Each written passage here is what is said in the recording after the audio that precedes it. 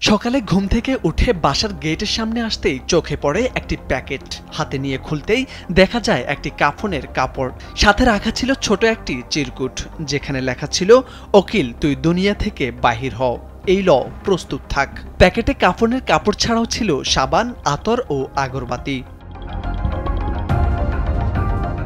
গত ৩১ মার্চ নারায়ণগঞ্জের সিদ্ধিরগঞ্জের গোদনাইল বারমাশিল এলাকায় এমন ঘটনা ঘটে। অকিল উদ্দিন ভূঁইয়া নারায়ণগঞ্জ সিটি কর্পোরেশনের ৬ নম্বর ওয়ার্ড বিএনপির সাবেক সভাপতি ও ঢাকা বিভাগীয় ট্যাঙ্ক লরি মালিক সমিতির সভাপতি।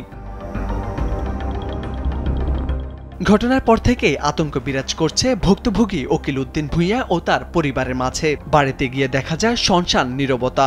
অচেনা কাউকে দেখলেই আঁতকে ওঠেন পরিবারের সদস্যরা। অজানা ভয়ে পালিয়ে বেড়াচ্ছেন অকিল উদ্দিন ভূঁইয়া। ভয়ে কথা বলতে চান না তার পরিবার বা প্রতিবেশী।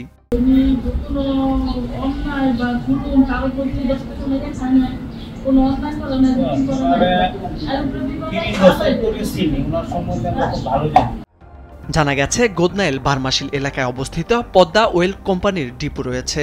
এখান থেকে ৯,০০০ লিটার ধারণ ক্ষমতার ১২৭টি ট্যাঙ্ক লরি ঢাকা বিমানবন্দর টার্মিনালে জ্বালানি তেল সরবরাহ করে।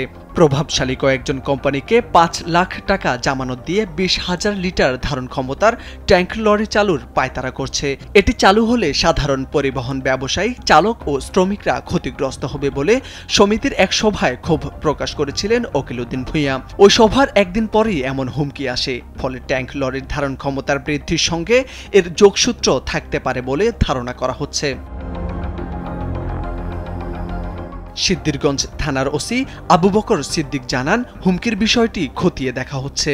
৬ নম্বর ওয়ার্ডের যে উকিল উদ্দিন ভূঁইয়া, ওই যে কাফনের কাপড়ের বিষয়টা, এটা আসলে সর্বশেষ অবস্থা কি ভাই? তদন্ত চলতেছে। আমরা তদন্তাধীন আছে নাকি? জানা গেছে, জ্বালানি তেল ব্যবসা সংক্রান্ত বিরোধের জেরে ২০১৫ সালে পদ্মা ডিপোর সামনে সংঘর্ষ হয়। ওই সংঘর্ষে অকিল উদ্দিন ভূঁইয়ার ছোট ভাই যুবদল নেতা নাজিম উদ্দিন ভূঁইয়া গুরুতর আহত হন। ৩ দিন পর চিকিৎসাধীন অবস্থায় মারা যান তিনি। ঘটনার পর ৬ জনকে আসামি করে থানায় মামলা করা হয়েছিল, যা এখনো চলমান। মোর্শেদ আলম, কালবেলা।